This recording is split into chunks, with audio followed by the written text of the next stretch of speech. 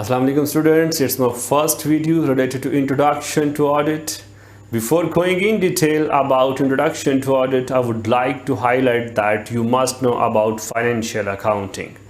Because without the knowledge of financial accounting, you can't understand the subject of audit. You must know about the elements of financial accounting, heads of accounts, like you must know about assets, expenses, income, liabilities, owner's equity. You must know about financial statements. What are the components of financial statements? What are the types of financial statements? How we prepare financial statements? Who prepare financial statements? So all these things, this is a basically prerequisite knowledge to understand the subject audit. So I would like to revise some concepts before going in detail about the audit. So let's come to discuss. Alright students, आज का हमारा topic introduction to audit है और audit को explain करने से पहले मैं आपको बताता चलूँ कि एक सब्जेक्ट जिसको हम बोलते हैं prerequisite to audit, audit पढ़ने से पहले आपको एक सब्जेक्ट का नॉलेज होना चाहिए और उस सब्जेक्ट को हम बोलते हैं फाइनेंशियल अकाउंटिंग। यकीनन आपने अपने पहले सेमेस्टर्स में फाइनेंशियल अकाउंटिंग को प्रॉपरली पढ़ा होगा, क्योंकि जब तक आप फाइनेंशियल अकाउंटिंग को नहीं जानते होंगे आपके लिए ये जो सब्जेक्ट है ऑडिट का सब्जेक्ट समझना मुश्किल होगा। यकीनन मैं चाहता हूं कि मैं थोड़ा आपको रिमाइंड करवा दूं, क्योंकि अभी फाइनेंशियल अकाउंटिंग तो हम नहीं पढ़ने जा रहे, लेकिन मैं आपको थोड़ा सा गो थ्रू करवा देता हूं कि फ़ाइनेंशियल अकाउंटिंग में हम क्या कुछ पढ़ के आ चुके हैं। जैसे कि आपको अकाउंटिंग एलिमेंट्स का पता होगा कि कितने हमारे पास अकाउंटिंग एलिमेंट्स हैं, या जिसको हेड्स ऑफ अकाउंट्स बोलते हैं students, accounting elements. or you may say heads of accounts.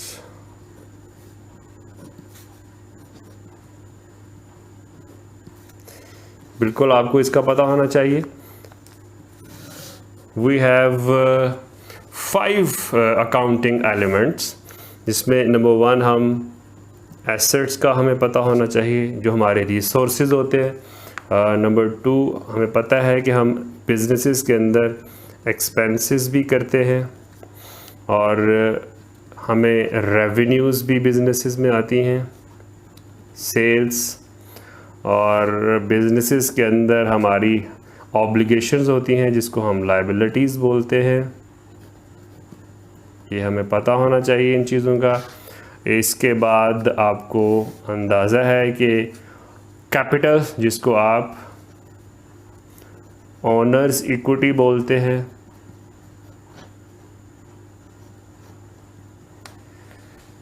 तो ये चीज़ें वो हैं जो ऑलरेडी जिनका आप नॉलेज रखते हैं, जिनके बारे में आप पहले से जानते हो।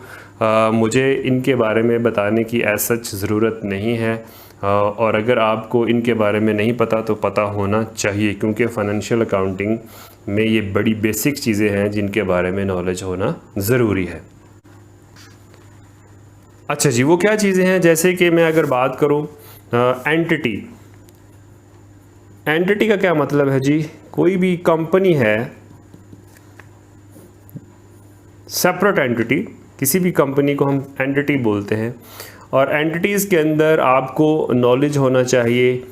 यकीनन आपने इंट्रोडक्शन टू बिज़नेस का सब्जेक्ट पढ़ा होगा, उसके अंदर आपने पढ़ा होगा कि हमारे पास प्राइवेट लिमिटेड कंपनीज़ होती हैं। फिर आपने यकीनन पढ़ा होगा कि पब्लिक लिमिटेड कंपनीज़ होती हैं, पब्लिक लिमिटेड कंपनीज़। फिर यकीनन आपको ये भी पता होगा कि हमारे पास लिस्टेड कंपनीज़ होती हैं।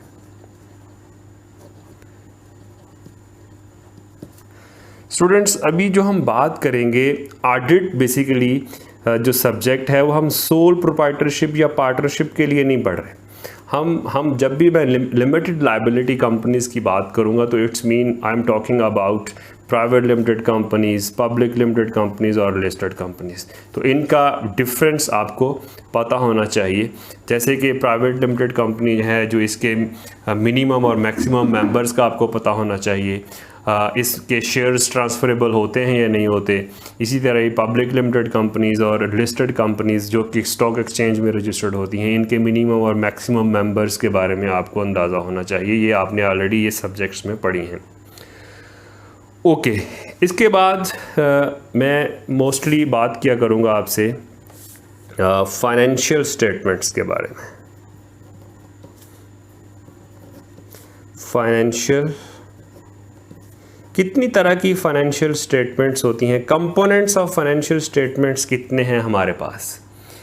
बेसिकली जो फाइनेंशियल स्टेटमेंट्स हैं ये एक स्ट्रक्चर है प्रेजेंटेशन के लिए, जिसके अंदर हम क्या करते हैं, जिसके अंदर हम अपने रिसोर्सेज को शो कर रहे होते हैं, जिसको हम एसेट्स बोलते हैं, जिसके अंदर हम अपनी ऑब्लिगेशंस को शो कर रहे होते हैं, लायबिलिटीज़ को शो कर रहे होते हैं।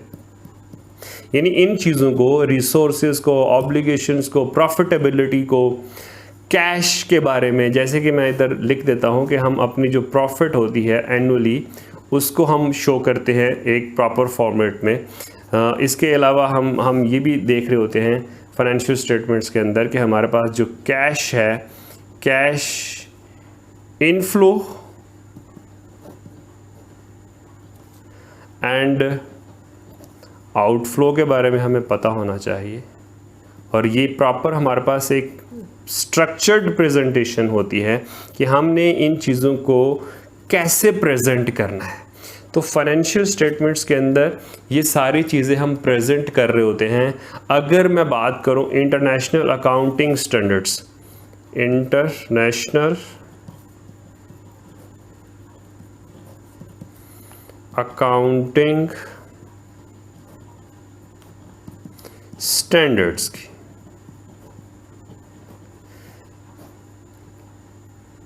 IAS, कौन सा IAS इंटरनेशनल अकाउंटिंग स्टैंडर्ड है जिसको फॉलो करते हुए हम अपनी फाइनेंशियल स्टेटमेंट्स बनाते हैं। IAS 1 को फॉलो करते हुए हम अपनी फाइनेंशियल स्टेटमेंट्स को बना रहे होते हैं। ये भी आपको पता होना चाहिए, ये भी आपने फाइनेंशियल अकाउंटिंग में पढ़ा होना चाहिए। या तो हम IAS 1 को फॉलो कर रहे होते हैं या फिर लोकली हमारे पास जनरली एक्सेप्टेड अकाउंटिंग प्रिंसिपल्स हैं जिनको फॉलो करते हुए हम अपनी फाइनेंशियल स्टेटमेंट्स बनाते हैं, जिसको गैप बोलते हैं, जनरली एक्सेप्टेड अकाउंटिंग प्रिंसिपल्स।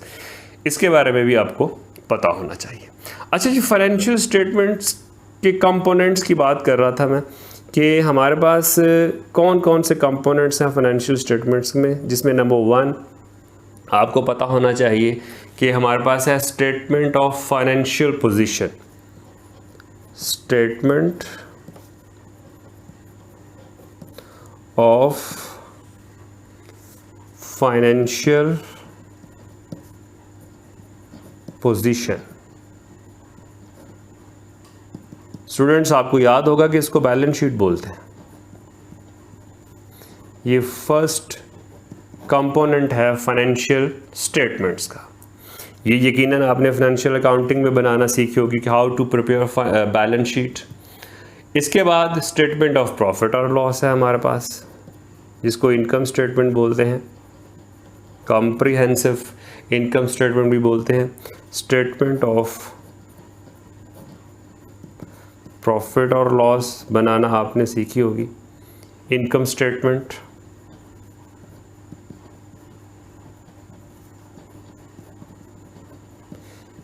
यकीनन इसके बारे में आपको नॉलेज होना चाहिए। नंबर 3 हमारे पास statement of changes in equity. Statement of changes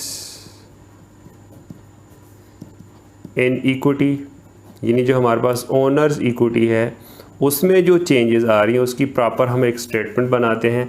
एक स्ट्रक्चर्ड फॉर्मेट है, और ये स्ट्रक्चर्ड फॉर्मेट किसको फॉलो करते हुए हम बनाते हैं? IAS 1 को फॉलो करते हुए। ओके, नंबर 4 हमारे पास है जी कैश फ्लो स्टेटमेंट।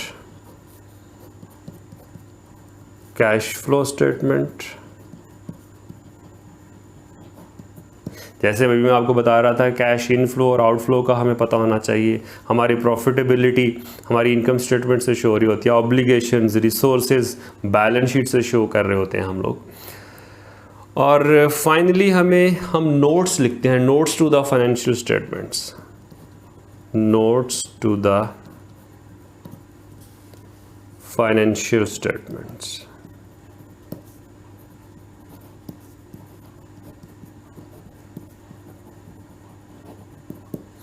यानी हम कुछ एक्सप्लेनेशंस दे रहे होते हैं हमारे पास, जो हमने ऊपर balance sheet, profit and loss statement के अंदर चीज़ें लिखी होती हैं, तो उनकी जो एक्सप्लेनेशन होती हैं वो हम नोट्स में शो करते हैं। तो ये कंपोनेंट्स हैं फाइनेंशियल स्टेटमेंट्स के। जब भी मैं बात करूं फाइनेंशियल स्टेटमेंट्स की, तो स्टूडेंट्स आपको पता होना चाहिए किसकी बात हो रही है। फाइनेंशियल स्टेटमेंट्स में इनमें से हम किसी की भी बात कर रहे होंगे, तो ये भी आपने यकीनन फाइनेंशियल अकाउंटिंग के सब्जेक्ट के अंदर पढ़ी होनी चाहिए। और ये मैं जस्ट आपको रिवाइज़ करवा रहा हूँ जो चीज़ें ऑलरेडी आपने स्टडी की होंगी। ऑलराइट स्टूडेंट्स, इसके अलावा मैं कुछ वर्ड्स यूज़ किया करूँगा जब हम ऑडिट की डेफिनेशन पढ़ेंगे। Applicable financial reporting framework, applicable financial reporting framework, क्योंकि ये ऐसे वर्ड्स हैं जो कि जब हम ऑडिट को डिफ़ाइन कर रहे होंगे, तो उस वक्त जब मैं इनको यूज़ करूँगा, तो अगर आपको इनके बारे में पहले से नॉलेज नहीं होगा तो आपके लिए भी प्रॉब्लम होगा और मुझे समझाने में भी प्रॉब्लम होगा कि आपको इन चीज़ों का ऑलरेडी आइडिया नहीं है, तो आपको समझ आने में थोड़ी प्रॉब्लम फील होगी। अच्छा, एप्लीकेबल फाइनेंशियल रिपोर्टिंग फ्रेमवर्क का मतलब है स्टूडेंट्स, इसमें दो चीज़ें मेजर आती हैं कि जब भी हम कंपनीज़ को रजिस्टर्ड करवाते हैं, तो लोकली हर कंट्री के अंदर कुछ रूल्स एंड रेगुलेशंस होते हैं, कुछ अथॉरिटीज़ होती हैं जिनके थ्रू हम अपनी कंपनीज़ को रेगुलेट करते हैं, रजिस्टर्ड करते हैं। तो इसमें आपको पता होना चाहिए कि कुछ लेजिस्लेटिव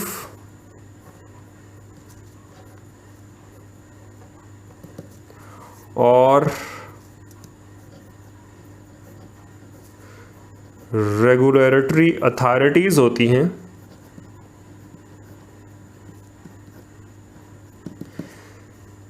जिनको फॉलो करना, खा वो हम फाइनेंशियल स्टेटमेंट्स बना रहे हों, उनको फॉलो करना ज़रूरी है। जैसे कि हम कंपनीज़ को रजिस्टर्ड करवाते हैं तो हम फॉलो करते हैं SECP के rules, securities and exchange commission of Pakistan. हमें कंपनीज़ के अंदर हमारे पास कंपनी एक्ट है, कंपनी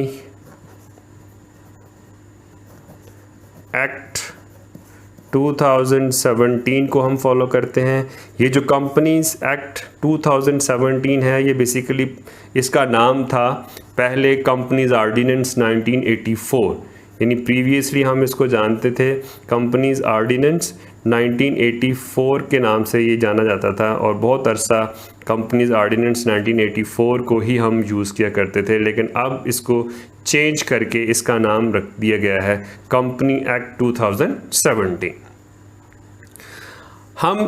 ये हमारे पास लोकल रूल्स एंड रेगुलेशंस हैं जिनको फॉलो करते हुए हम कंपनीज़ को रजिस्टर्ड करवाते हैं। अगर हमने फाइनेंशियल स्टेटमेंट्स बनानी है तो भी जो रूल्स इन अथॉरिटीज़ ने हमें बताए होंगे हम उन्हीं को ही फॉलो करते हैं। अगर कोई बैंकिंग कंपनीज़ के रिलेटेड कोई बिज़नेस है तो वो हमारे पास बैंकिंग कंपनीज़ एक्ट है जिसको आपने फॉलो करना होता है,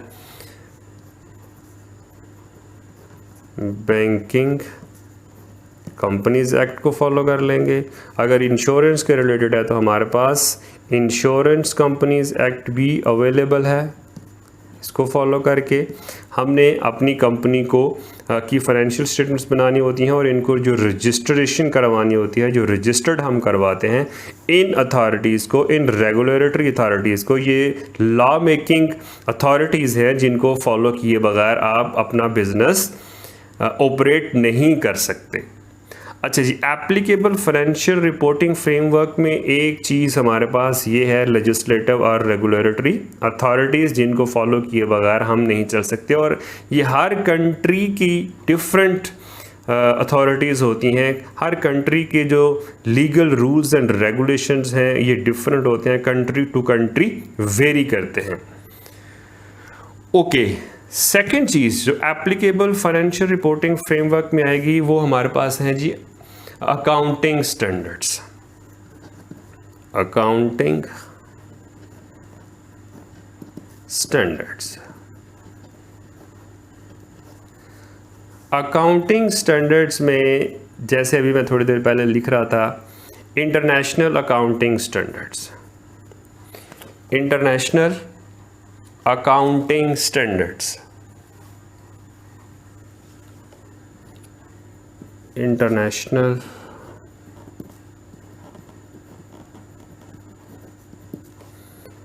accounting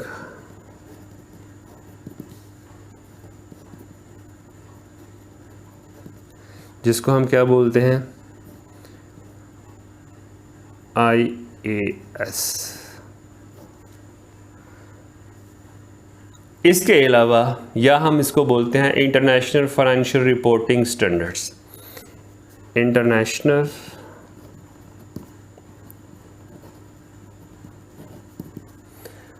financial reporting standards, financial reporting standards. Students, इनको फॉलो करते हुए ये इंटरनेशनल अकाउंटिंग स्टैंडर्ड जो है ये ओल्ड नेम आप कंसीडर कर लें। जो हमारे पास न्यू इंटरनेशनल अकाउंटिंग स्टैंडर्ड्स आ रहे हैं उनको हम इस नाम से बोलते हैं, इंटरनेशनल फाइनेंशियल रिपोर्टिंग स्टैंडर्ड्स, जिसको शॉर्टकट में आप बोलते हैं IFRS। इनको हम फॉलो करते हैं जब भी हम अपनी फाइनेंशियल स्टेटमेंट्स को प्रिपेयर कर रहे होते हैं, या फिर हमारे पास generally accepted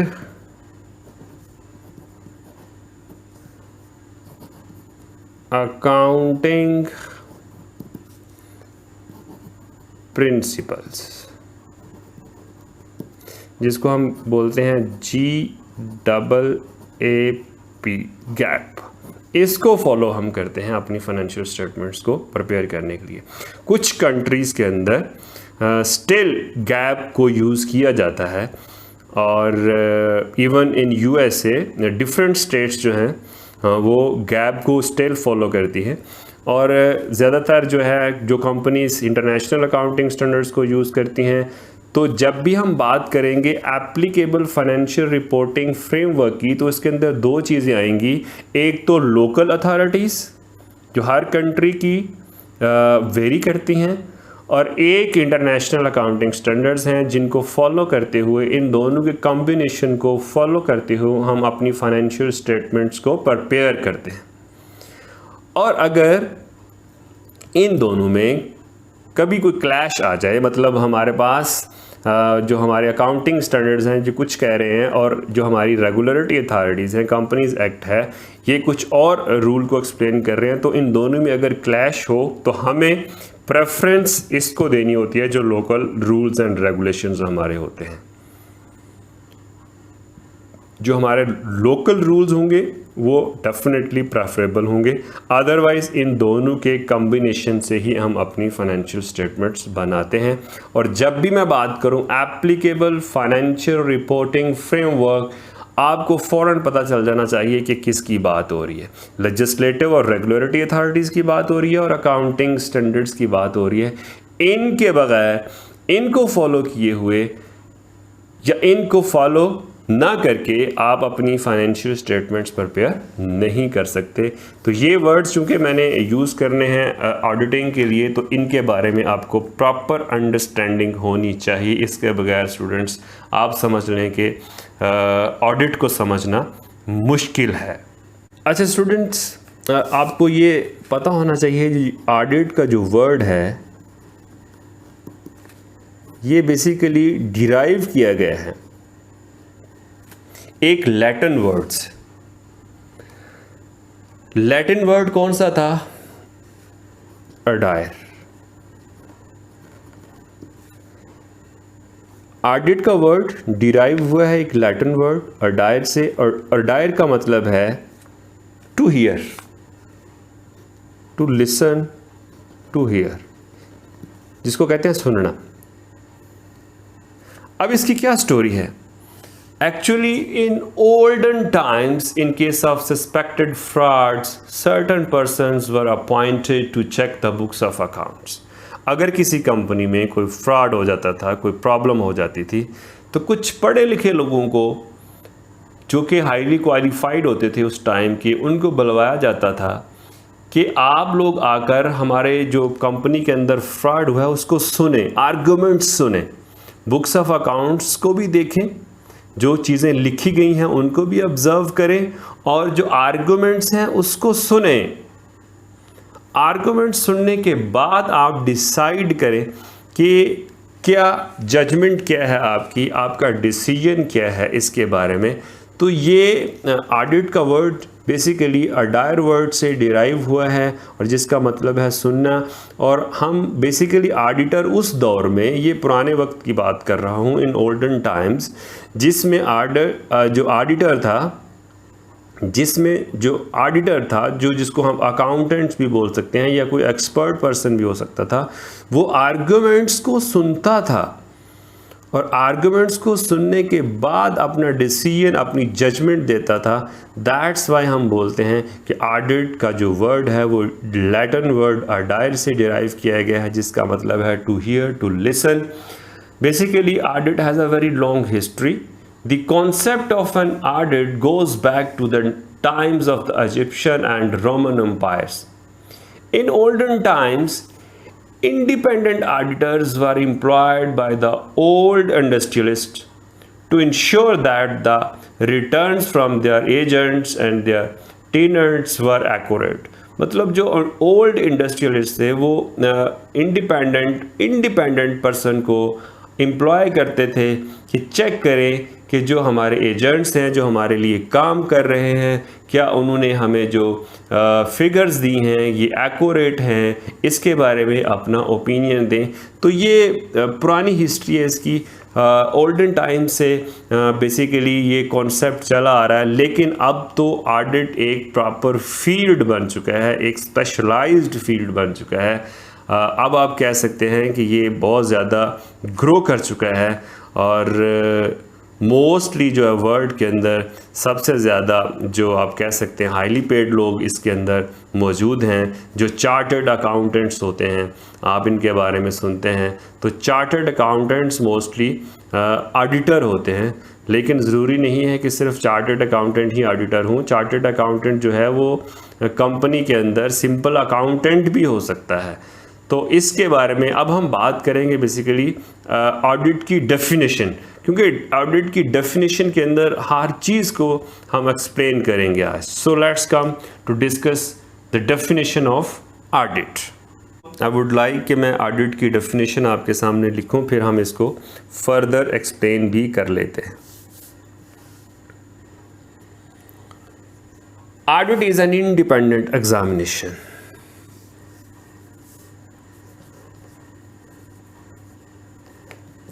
Audit is an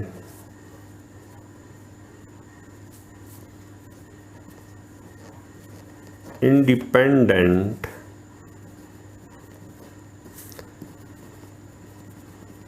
examination of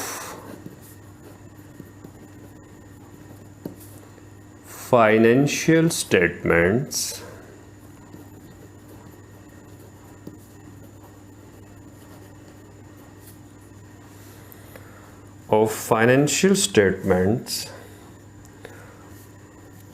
of an entity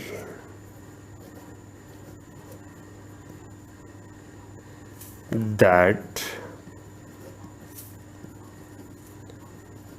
enables an auditor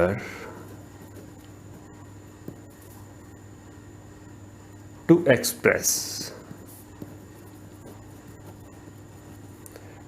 express an opinion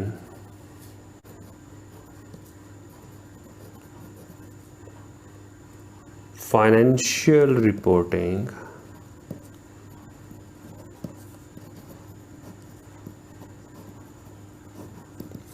framework। Students, ये एक कम्प्रीहेंसिव डेफिनेशन है ऑडिट की। अब इस डेफिनेशन को कंसेप्चुअली हमने एक एक इसका पार्ट एक्सप्लेन करना है, तो आपने मेरे साथ साथ रहना है। ऑडिट, ये तो हम सब्जेक्ट पढ़ने जा रहे हैं, is an independent.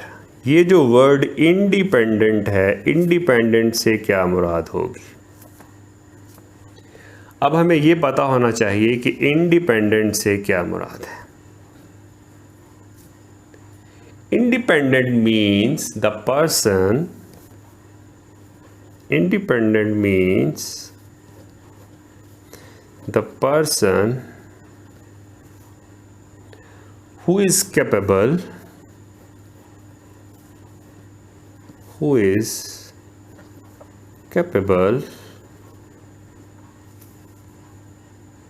to examine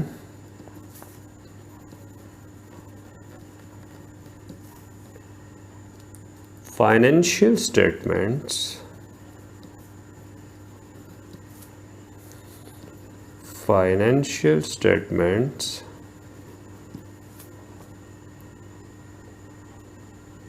has no interest in the entity, has no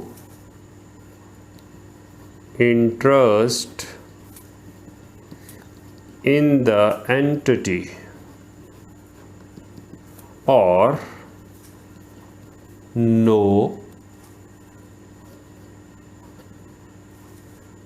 no pressure from the entity।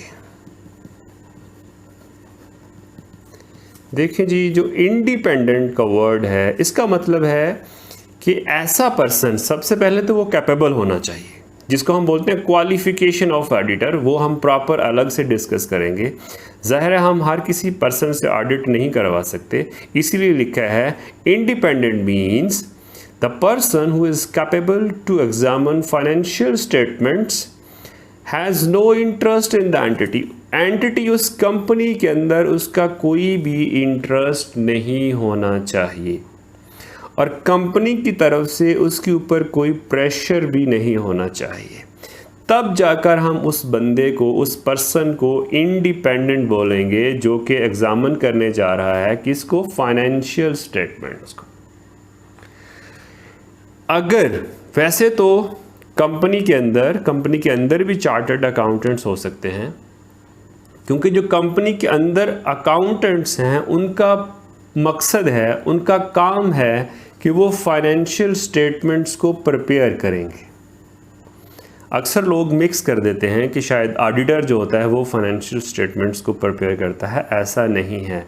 Auditor का काम एग्जामिनेशन ऑफ फाइनेंशियल स्टेटमेंट्स है, checking of the financial statements है, और अकाउंटेंट का काम प्रिपरेशन ऑफ फाइनेंशियल स्टेटमेंट्स हैं। जो company की मैनेजमेंट है, जो कंपनी के डायरेक्टर्स हैं, उनका काम है फाइनेंशियल स्टेटमेंट्स को प्रिपेयर करना, और ऑडिटर का काम है, और जो ऑडिटर है वो इंडिपेंडेंट पर्सन होना चाहिए। इस डेफिनेशन के अंदर मैंने आपको बता दिया कि इंडिपेंडेंट का क्या मतलब है। कंपनी के अंदर का पर्सन नहीं होना चाहिए, क्योंकि उसके ऊपर मैनेजमेंट का इन्फ्लुएंस होगा। अब ये इंडिपेंडेंट क्यों होना चाहिए? क्योंकि हो सकता है कि अगर कोई कंपनी कहे जी हमारे पास जो इंटरनली लोग हैं वो बड़े क्वालिफाइड हैं, चार्टर्ड अकाउंटेंट्स हैं, लेकिन ये कैसे हो सकता है कि एक पर्सन, एक डायरेक्टर, एक चार्टर्ड अकाउंटेंट खुद से अपने अकाउंट्स बनाकर खुद ही वो उसको चेक करेगा, तो अपनी गलतियों को, अगर उसने कोई गड़बड़ की है तो वो अपनी गलतियों को, अपनी एरर्स को, अपने फ्रॉड्स को तो हाईलाइट कभी भी नहीं करेगा। दैट्स वाई इंटरनली जितना मर्जी क्वालिफाइड पर्सन हो आपके पास, आपने जो ऑडिट करवाना है that person should be independent. Financial statements की एग्जामिनेशन हो रही है। मैंने आपको फाइनेंशियल स्टेटमेंट्स के बारे में स्टूडेंट्स बड़ा कैटेगोरिकली बता दिए कि about the components of financial statements क्या क्या होते हैं, किन किन चीज़ों को हम फाइनेंशियल स्टेटमेंट्स बोल रहे हैं। ऑफ एन एंटिटी, एंटिटी की बात भी मैंने आपको बता दी है कि हम एंटिटी किसको बोल रहे हैं, private limited companies, public limited companies और लिस्टेड कंपनीज, इनके बारे में आपको पता होना चाहिए। That enables an auditor to express an opinion, ये बात बहुत इंपॉर्टेंट है। ऑडिटर बुक्स ऑफ अकाउंट्स यानी फाइनेंशियल स्टेटमेंट्स को एग्जामिन क्यों करता है, ताकि वो एक्सप्रेस कर सके, ताकि वो फॉर्म कर सके अपना ओपिनियन। अक्सर लोग ये समझते हैं कि जो ऑडिटर है उसका जो ओपिनियन है वो 100% करेक्ट आप कह सकते हैं होता है। ऑडिटर का जो ओपिनियन है ये सिंपल एक जजमेंट होती है।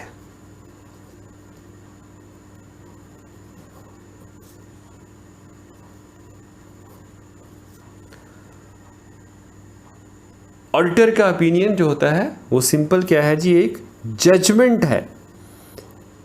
उसको आप 100% ये नहीं कह सकते कि करेक्ट है, लेकिन उसका जो एक्सपीरियंस है उसकी बेस पे जो उसने एक्सप्रेस करना है ओपिनियन, जो उसने अपनी जजमेंट देनी है, उसकी बहुत इंपॉर्टेंस होती है। मतलब आप उसको ऐसे ही ट्रीट करते हैं जैसे 100% करेक्ट है, लेकिन ओपिनियन एक जजमेंट होती है, ये आपने जहन में रखना है। जजमेंट देनी है किस बारे में, whether the financial statements present, क्या फाइनेंशियल स्टेटमेंट्स प्रेजेंट कर रही हैं क्या ट्रू एंड फेयर व्यू। बड़ी इंपॉर्टेंट बात है जी, जो हमारी फाइनेंशियल स्टेटमेंट्स हैं क्या ट्रू एंड फेयर व्यू पेश कर रही हैं। ट्रू का मतलब और फेयर का मतलब क्या यहां पर होगा। True means free from error. यहां पर मैं लिखता चलूं कि ट्रू का क्या मतलब है, free from errors, and fair means there is no undue biasness, there is no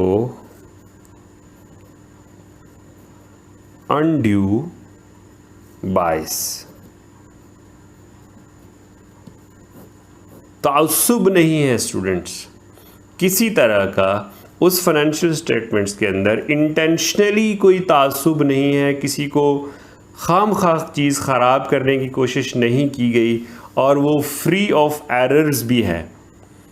यानी financial statements true and fair view पेश कर रही हैं। ट्रू एंड फेयर व्यू कब पेश होगा, जब वो एक तो फ्री फ्रॉम एरर्स होंगी और कोई उसके अंदर बायसनेस नहीं होगी, एंड आर प्रिपेयर्ड और बनाई गई हैं इन अकॉर्डेंस के मुताबिक with an applicable financial reporting framework. इसके बारे में भी हमने बड़ी डिटेल से बात करी। यानी जो फाइनेंशियल स्टेटमेंट्स अगर एप्लीकेबल फाइनेंशियल रिपोर्टिंग फ्रेमवर्क के मुताबिक बनाई गई हैं तो आप कह सकते हैं वो ट्रू एंड फेयर व्यू पेश कर सकती है। अगर आपकी financial statements applicable financial reporting framework के मुताबिक बनाई गई हैं, तब जाकर ही वो ट्रू एंड फेयर व्यू उनका पेश हो सकता है। वो ऑडिटर अपना ओपिनियन एक्सप्रेस कर सकता है, अपनी जजमेंट दे सकता है कि जो फाइनेंशियल स्टेटमेंट्स बनाई गई हैं वो 100% एक्यूरेट हैं। 100% एक्यूरेट से मुराद मैं दोबारा बता दूं, ऑडिटर की क्या होती है, वो बेसिकली जजमेंट होती है, उसका एक ओपिनियन होता है। वो अपनी इस जजमेंट में, अपनी ओपिनियन में क्या कुछ लिखता है, इसके बारे में भी हम डिटेल से फर्दर पढ़ेंगे। लेकिन आपको पता होना चाहिए कि अकाउंटेंट्स का काम है फाइनेंशियल स्टेटमेंट्स को बनाना और ऑडिटर का काम है फाइनेंशियल स्टेटमेंट्स को एग्जामिन करना, उनको चेक करना, और ऑडिटर इंडिपेंडेंट पर्सन होना चाहिए। होपफुली आपको डेफिनेशन कंप्लीट समझ आ चुकी होगी। और स्टूडेंट्स, मैंने अभी तक जितनी भी बातें की हैं मैं चाह रहा हूँ कि एक दफ़ा गो थ्रू कर दें। आपको पता होना चाहिए कि हमने क्या क्या बातें की हैं। जैसे कि मैंने आपको बता दिया कि ऑडिट का सब्जेक्ट पढ़ने से पहले आपको किन चीज़ों का पता होना चाहिए। आपको फाइनेंशियल अकाउंटिंग के बारे में पता होना चाहिए, और फाइनेंशियल अकाउंटिंग के एलिमेंट्स के बारे में पता होना चाहिए, जो कि एसेट्स, एक्सपेंसेस, इनकम, लायबिलिटी और ओनर्स इक्विटी है, इनके बारे में आपको पता होना चाहिए। जब भी मैं बात करूं कि एंटिटी की, तो आपको पता होना चाहिए we have a private limited companies, we have a public limited companies, we have a listed companies जो कि स्टॉक एक्सचेंज के अंदर रजिस्टर्ड होती हैं, इनके बारे में आपको पता होना चाहिए। फाइनेंशियल स्टेटमेंट्स की जब भी बात होगी तो फाइनेंशियल स्टेटमेंट्स के बारे में आपको पता होना चाहिए, ये भी मैंने आपको बता दिया। एक स्ट्रक्चर्ड रिप्रेजेंटेशन होती है, जो हमारे पास फाइनेंशियल इंफॉर्मेशन होती है, उस पर डिस्क्लोजर्स हमने अपने मेथड्स जो हमने अडॉप्ट किए होते हैं उनके बारे में हमें बताना होता है। हमने अपने रिसोर्सेज के बारे में बताना होता है, हमने अपनी ऑब्लिगेशंस के बारे में बताना होता है, और किसको फॉलो करते हैं हम as per international accounting standard 1 को फॉलो करते हुए क्या करते हैं, हम लोग फाइनेंशियल स्टेटमेंट्स प्रिपेयर करते हैं। और मैंने आपको बता दिया कि हमारे पास फाइनेंशियल स्टेटमेंट्स कौन कौन से होती हैं। स्टेटमेंट ऑफ फाइनेंशियल पोजीशन, जिसको आप बैलेंस शीट बोलते हो, स्टेटमेंट ऑफ प्रॉफिट और loss, statement of changes in equity, हमारे कैपिटल में क्या क्या चेंजेस आती हैं उसके बारे में। हमारे पास एक स्टेटमेंट होती है कैश फ्लो स्टेटमेंट, और नोट्स होते हैं जी फाइनेंशियल स्टेटमेंट्स के लिए। ये बातें हमने डिस्कस कर ली हैं। फिर मैंने आपको बताया था कि जब भी बात होगी एप्लीकेबल फाइनेंशियल रिपोर्टिंग फ्रेमवर्क की, तो उसके अंदर दो चीज़ें आएंगी। लेजिस्लेटिव रेगुलेटरी अथॉरिटीज़ होंगी, जिसके अंदर मैंने आपको बता दिया कि हमारे पास पाकिस्तान के अंदर कंपनीज एक्ट 2017 को हम फॉलो करते हैं। अगर कोई बैंकिंग कंपनीज हैं तो वो बैंकिंग कंपनीज एक्ट को फॉलो कर रहे होते हैं। अगर इंश्योरेंस कंपनी है तो हम इंश्योरेंस कंपनीज एक्ट को फॉलो कर रहे होते हैं। ये चीज़ें मैंने आपको बता दी हैं। फिर सेकंड चीज़ एप्लीकेबल फाइनेंशियल रिपोर्टिंग फ्रेमवर्क में आती है अकाउंटिंग स्टैंडर्ड्स। अकाउंटिंग स्टैंडर्ड में मैंने आपको बता दिया international accounting standard, international financial reporting standards IFRS, और जनरली एक्सेप्टेड अकाउंटिंग प्रिंसिपल्स हैं जिनके बारे में आपको पता होना चाहिए।